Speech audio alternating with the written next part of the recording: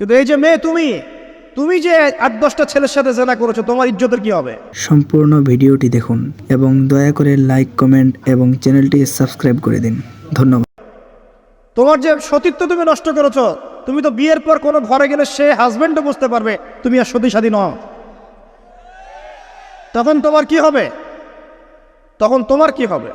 আর এটা যে এত ভয়াবহ মহামারী আকার ধারণ করেছে না, যে অনেক ক্ষেত্রে দেখা যায় স্বামী অফিসে যাওয়ার সাথে সাথেই বয়ফ্রেন্ড বাসায় হাজির। এই যে বাক্সে বাক্সে বন্দি জীবন বললাম, বাক্সে বাক্সে বন্দি ফ্ল্যাটের ভিতরে তো ঢুকলে আর বোঝা যায় না ভিতরে কি হচ্ছে। কত ফ্ল্যাটে যে জেনা হয় এখন এই শহরে আল্লাহ ভালো জানেন। এই ফ্ল্যাটের প্রত্যেকটা ইঞ্চি ইঞ্চি মাটি আল্লাহর কাছে সাক্ষী দিবে।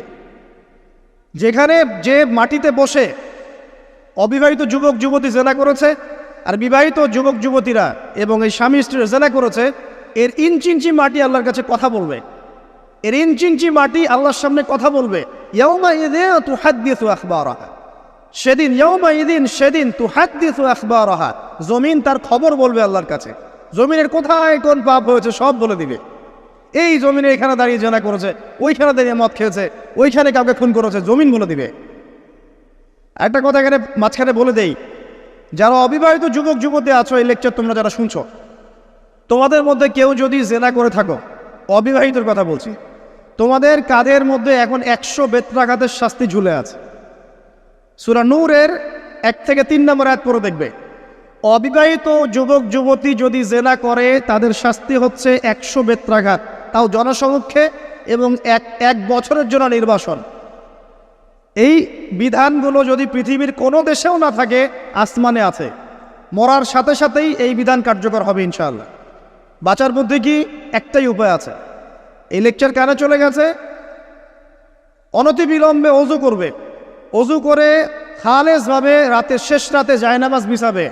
জায়নামাজ বিছিয়ে আল্লাহর সামনে দাঁড়িয়ে 2 রাকাত নামাজ পড়বে। পড়ে নিজের পাপের কথা স্মরণ করে চোখ দিয়ে দরদর করে পানি ফেলে দিবে। আল্লাহকে সেজদায় গিয়ে বলবে, আল্লাহ আমি জেনা করেছি, আমাকে মাফ করে দাও। আমার এই পাপের কথা কেউ জানে না, তুমি জানো, মাফ করে দাও। এই মাফ নেওয়ার পরে আবার ওই যার সাথে করেছেন ওর সাথে আবার লিঙ্ক আপ করার চেষ্টা করেন না। আসো আমরা জেনা করেছিলাম, আসো বিয়ে করে নেই, এটা সলিউশন না। জেনা করেছেন, আগে তওবা করে ফিরে আসতে হবে, তারপরে পুরো জীবন ইসলামিক লাইফ লিড করতে হবে। আল্লাহ যদি দেখেন যে হ্যাঁ আপনি ঠিকঠাক তওবা করে আল্লাহর কথা চলছেন, আল্লাহ তখন আপনাকে নেককার স্ত্রী দিবে ইনশাআল্লাহ। এই এই এই একমাত্র রাস্তা যুবকদের জন্য এবং যুবতীদের জন্যও।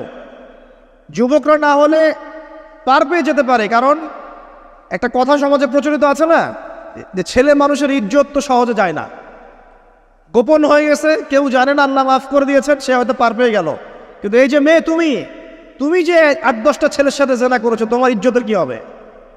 তোমার যে সতীত্ব তুমি নষ্ট করেছো, তুমি তো বিয়ের পর কোনো ঘরে গেলে সে হাজবেন্ডও বুঝতে পারবে তুমি আর সতী সাধী নও। তখন তোমার কি হবে? বিবাহিত যারা আছে, এই যে দেবর আর ভাবি, এই যে শালি আর দুলা ভাই, মধুর সম্পর্ক না এগুলা? দাঁড়াও, এগুলো মধুর সম্পর্ক। দেখা যায় সুবহানাল্লাহ, এই যে আমার এখানে ফোন আছে না, আমাদের অফিসিয়াল পেজ আছে, অফিসিয়াল পেজে যত প্রশ্ন আসে দেখি ম্যাক্সিমাম জেনা কেন্দ্রিক, ব্যভিচার কেন্দ্রিক, পরকীয়া কেন্দ্রিক। একজন প্রশ্ন করেছে যে দোলা ভাইয়ের চরিত্র এত খারাপ ছিল, আর ওই মেয়ের বয়স তখন কম ছিল, 13 বছর বয়স। 13 বছর বয়সের মেয়ের দিকে সে চোখ দিয়েছে। যাকে বিয়ে করেছে তার সাথে তো সম্পর্ক আছেই, যাকে বিয়ে করেছে ওর সাথে তো সম্পর্ক আছেই। তারপরে আপনার শালির সাথে সম্পর্ক। এখন শালির সাথে তার 2 বছর ধরে সম্পর্ক করার পর সেগুলোর ভিডিও ধারণ করে তাকে ব্ল্যাকমেইল করছে যে যদি আমার সাথে খারাপ কাজে সে রাজি না হয় তাহলে এই ভিডিওগুলো ভাইরাল করে ফেল। এই যে অনলাইনের যুগ, এখন তো মানুষ নিশ্চিন্তে মানুষ যে একটা প্রাইভেট লাইফ লিড করবে সেটাও করতে পারে না। প্রাইভেট লাইফের সব কিছু রেকর্ডেড হয়ে যায় এখন, হয় না? তো এটা একটা ফিতনা, মহাফিতনা। এখন সে রেকর্ড করেছে, এইভাবে ব্ল্যাকমেইল করে এই শালীর সতীত্ব নষ্ট করলো। 1 বছর 2 বছর না, 3 বছর ধরে। এখন এই মেয়ে প্রশ্ন করছে পেজের মধ্যে যে এখন তার মানসিক অবস্থা এতই খারাপ, সে জিজ্ঞাসা করছে আমি যদি আত্মহত্যা করি তাহলে আমার পাপ হবে কিনা। এই মেয়েটা যদি আপনার বোন হতো কি করতেন আপনি? আল্লাহ না করুক এই মেয়ে যদি কারো মেয়ে হতো তাহলে কি করতেন আপনি? আপনার কাছের কেউ হলে আপনি কি করতেন? এখানে ওই শাস্তিটা না বলে সামনে যেতে পারছি না। শোনেন, যারা বিবাহিত ব্যক্তি হওয়ার পরেও পরকীয়া করেছেন, বিবাহ করার পরেও পরকীয়ার পাপে লিপ্ত ছিলেন বা এখনও আছেন, জেনে হোক না জেনে হোক করেছেন, অথবা এটা জেনে করেছেন যেটা একটা খারাপ কাজ তারপরেও করেছেন, রাসূলুল্লাহ সাল্লাল্লাহু আলাইহি ওয়াসাল্লামের হাদিস এবং আল্লাহ পাকের কালাম অনুযায়ী তাদের শাস্তি হচ্ছে কোমর পর্যন্ত মাটিতে পুঁতে ফেলে পাথর নিক্ষেপ করে রজম করে হত্যা করা। ইসলামিক যদি কোনো রাষ্ট্র থাকতো বা এটা যদি হতো, বা এটা যদি ইমামুল মাহদির যুগ হতো বা ওমর রাদিয়াল্লাহু আনহুর যুগ হতো, তাহলে এই শাস্তির বাইরে আপনি চলতে পারতেন না যদি এটা প্রমাণ হতো। এই শাস্তি যদি দুনিয়াতে কার্যকর নাও হয়, আপনি যদি তওবা না করে মারা যান, তাহলে কিয়ামতের মাঠে এই শাস্তি আপনি ভোগ করবেন। খুব মজা লাগছে পরকীয়া করতে। সকালে একটার সাথে, দুপুরে একটার সাথে, আজকে একজনের সাথে রাত কাটান, কালকে আরেকজনের সাথে রাত কাটান, খুব মজা পাচ্ছেন। রাত্রেবেলা মদ খান আর হোটেলে রাত কাটান, সকালবেলা আবার অফিসে যান। আমাদের শহরের এগুলা কালচার কোত্থেকে আসলো? এই শহরকে পবিত্র করবে কে এবং এই শহরের আসল রূপগুলো স্পষ্ট করবে কারা? খুব মজা পাচ্ছেন এগুলোতে। সুবহানাল্লাহ। একটা বিষয় বুঝাই, ইসলামে কেসাস আছে, কেসাস। মনে করেন আমাকে কেউ হত্যা করেছে, আপনি তাকে হত্যা করতে পারবেন। মনে করেন আপনি কাউকে হত্যা করেছেন, ঠিক আমাদের লজের মতো, কেউ যদি কাউকে হত্যা করে তাকে ফাঁসি দেওয়া হয় না, এরকমই কেউ যদি কাউকে হত্যা করে, ইসলামের বিধান কেসাস করা, মানে হাতের বদলে হাত, চোখের বদলে চোখ, কানের বদলে কান, নাকের বদলে নাক, জানের বদলে জান, যদি প্রমাণ হয়। কিন্তু এখানেও হত্যাকারীর বাঁচার সুযোগ আছে। কিরকম? মনে করেন আপনি আমার পরিবারের কাউকে হত্যা করেছেন, আল্লাহ না করুক। এখন আপনি এসে আমাকে ক্ষমা চাচ্ছেন যে আমার ভুল হয়ে গেছে, আমি মুক্তিপণ, রক্তপণ দিব, আমাকে মাফ করে দেন। এখন আমাদের পরিবারকে আপনাকে বললো ঠিক আছে আপনাকে মাফ করে দিলাম, আপনার কেসাস করার দরকার নেই, আপনি রক্তপণ দিয়ে দেন, তাহলে আপনি বেঁচে থাকার সুযোগ পেলেন। কথা বুঝতে পারছেন? একটা হচ্ছে মুরতাদ। মনে করেন কেউ ইসলামের কিছু বিষয়কে অস্বীকার করেছে, তাকে জেলখানায় বন্দি করে রাখা হবে, সুযোগ দেওয়া হবে যে আপনি কি এগুলো জেনে শুনে বলেছেন নাকি এর উপর অটল থাকবেন না ফিরে আসবেন। সে যদি বলে না আমি তওবা করলাম, আমি এগুলো থেকে ফিরে আসলাম, ও বেঁচে থাকার অধিকার পেয়ে গেল। কিন্তু বিবাহিত ব্যক্তি যারা ব্যভিচার করেছে, বিবাহিত ছেলে বা মেয়ে ব্যভিচার করেছে, তওবা করে যদি ফিরেও আসে, রজমের শাস্তি থেকে বাঁচার কোনো সুযোগ নেই। আল্লাহর কাছে ক্ষমা চান, ইস্তেগফার করেন। জেনার ফলশ্রুতিতে সমাজে মহামারী নেমে আসে। জেনা, পরকীয়া, অশ্লীলতার কারণে সমাজে এমন সব রোগ ব্যাধির উদ্ভব হয় যেগুলো কখনো ছিল না। এই শহরটা জেনার শহর। আমাদের এই ঢাকা শহর জেনার শহর। আপনাকে এটা বোঝার জন্য আমার লেকচার না শুনে আপনি পেপার পত্রিকা ঘাটেন, অনলাইন সার্চ করেন, দেখবেন এই শহরে আনাচে কানাচে জেনা হয় এবং ওপেন জেনা হয়, মানুষ জেনাকে হালাল মনে করে। এই শহরের যুবক যুবতী যারা একে অপরের সাথে বয়ফ্রেন্ড গার্লফ্রেন্ড কালচারে লিপ্ত আছে, এটাকে তারা হালাল মনে করে, কেউ হারামও মনে করে না। কত বড় সাহস দেখায়। আর রাস্তা দিয়ে আমরা হেঁটে গেলেও বয়ফ্রেন্ড গার্লফ্রেন্ড এসে আমাদেরকে সালাম দেয়, হুজুর আমাদের জন্য একটু দোয়া করেন।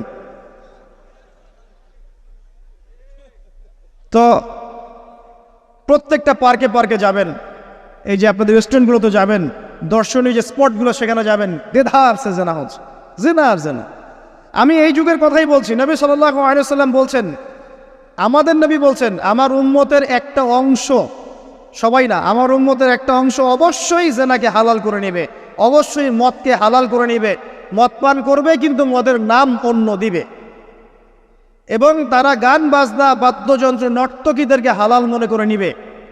নবী সাল্লাল্লাহু আলাইহি ওয়াসাল্লাম বলেছেন, যখন সমাজে এরকম পাপ বাড়ে তখন সমাজে এমন সব রোগ ব্যাধি আসে যা আগে কখনো ছিল না। এবং এদের ব্যাপারে নবীজি বলেছেন, একদিন সকালবেলা আল্লাহ পাক এদেরকে বানর এবং শুয়োর বানিয়ে দিবেন। কিয়ামতের আগে এই ঘটনাও ঘটবে, বিকৃত হবে, ভূমিধস, ভূমিকম্প, ভূমিধস এবং আকৃতির বিকৃতি, এগুলো আযাব আসবে আল্লাহর পক্ষ থেকে। এই জেনা, এই ব্যভিচার, এই পরকীয়া, নোংরামি, অশ্লীলতার কারণে ঘরে ঘরে এগুলো বয়ফ্রেন্ড গার্লফ্রেন্ড কালচার। কেউ মনে করে না যে এগুলো হারাম, কেউ মনে করে না যে আমার এই যে সহপাঠী আমার গায়রে মাহরাম, এই গায়রে মাহরাম শব্দটাই নাই। কাজিন, চাচাতো বোন, মামাতো বোন, খালাতো বোন, এই যে কাজিন, এরা জেনা করছে। কি দেখা বাকি রেখেছে এই যুগে আমরা দেখছি যে নিজের মেয়ের সাথে পিতার শারীরিক সম্পর্ক। পেপার পত্রিকা পড়েন, একটু অনলাইন ঘাটেন, দেখেন কোন যুগে আছেন আপনি? সমাজে ন্যায় অন্যায় হক বাতিলের মানদণ্ডই উল্টে যাবে। মানুষ ন্যায়কে অন্যায় মনে করবে, অন্যায়গুলোকে ন্যায় মনে করে নিবে।